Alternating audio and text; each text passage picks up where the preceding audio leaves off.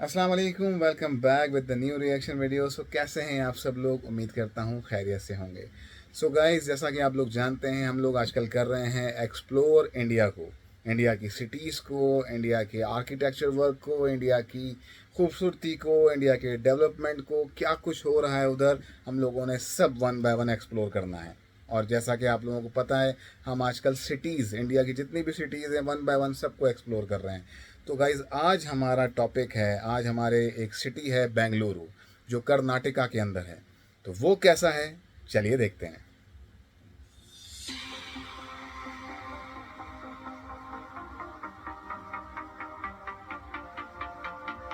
जिसको silicon valley of India भी कहा जाता है। दोस्तों, ये है बेंगलुरु, जो कर्नाटक राज्य की राजधानी और यहाँ का सबसे बड़ा शहर है। तथा बेंगलोर भारत का एकमात्र ऐसा शहर भी है जिसे सिलिकॉन वैली ऑफ इंडिया और देखा, देश का आईटी हब कहा जाता है। वर्तमान आईटी हब समय भी में है। ये ओके। शहर काफी तेज गति से आगे बढ़ रहा है, जहाँ पर टीसीएस, विप्रो, गूगल और आईबीएम जैसी दुनिया की कई जानी मानी कंपनियां वाह, मौजूद हैं। वहीं क्या आपको पता है कि बेंगलोर को इंडिया स्टार्टअप हब भी माना जाता है, जहां से सालाना हजारों नए नए स्टार्टअप निकलते हैं। ओके। बेंगलोर को वर्तमान समय में बेंगलुरु के नाम से भी जाना जाता है, जो दक्षिण कर्नाटका में लगभग 741 स्क्वायर किलोमीटर के विशाल एरिया पर फैला हुआ है। साल 2011 में किए गए जनगणना के अनुसार बेंगलोर शहर की कुल आबादी 95 लाख लोगों की है, जिसमें से 60% जनसंख्या तो सिर्फ प्रवासियों की है। जी हाँ, भारत के अन्य राज्यों जैसे तमिलनाडु, बिहार और यूपी के लोग भी बेंगलोर में बसे हुए हैं, जो कि इस शहर की इकोनॉमी में अहम योगदान देते हैं। भीड़ भाड़ वाले मॉल, लोगों से खचाखच भरी सड़कें और गगनचुंबी इमारतें, कुछ ऐसा नजारा आपको देखने को मिलेगा आज के बेंगलोर शहर में। लेकिन इसके विपरीत बेंगलोर अपने हरियाली के लिए भी खासा प्रसिद्ध है। इस शहर को गार्डन सिटी ऑफ इंडिया और अपने सुहाने मौसम के कारण भी जाना गार्डन जाता सिटी है। ऑफ किसी और इंडिया। शहर के मुकाबले आज बेंगलोर में 280 के आसपास छोटी बड़ी झीलें और टैंक मौजूद हैं। बेंगलोर आज दुनिया के सबसे तेज गति से उभरते नगरों में गिना जाता है, जिस ओके। वजह से यहाँ का ट्रांसपोर्ट इंफ्रास्ट्रक्चर काफी तेजी से अपग्रेड किया जा रहा है।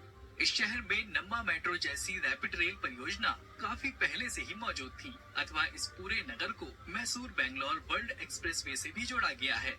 और आइए अब जरा बेंगलोर के न्यूमेरिकल डेटा पर नजर डालते हैं। चलें। तो इस शहर की करंट लिटरेसी रेट तकरीबन 87.67% की है। यहाँ मुख्य रूप से कन्नड़ भाषा बोली जाती कन्नड़। है। इसके अलावा यहाँ तमिल, तेलुगु, मलयालम और हिंदी भाषा बोलने वाले लोगों की संख्या भी अधिक है। ओके। यदि हम रिलीजियस बेसिस पर देखें तो इस शहर में 79% 79% हिंदू।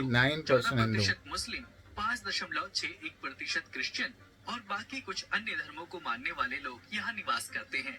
हाल के दिनों में बेंगलोर लगभग 5.6% की ग्रोथ रेट से आगे बढ़ रहा है। यहाँ की 5.6। Estimated GDP 125 billion 125 billion US dollar. Bharat के अन्य शहरों के मुकाबले बेंगलोर में बियर बार और पबों की सर्वाधिक संख्या है। ओ, यहाँ पे सब अलाउ है। इस शहर की नाइट लाइफ काफी चकाचौंध भरी होती है। यहाँ के क्लबों में देर रात तक नाच गाना और मौज मस्ती चलती है।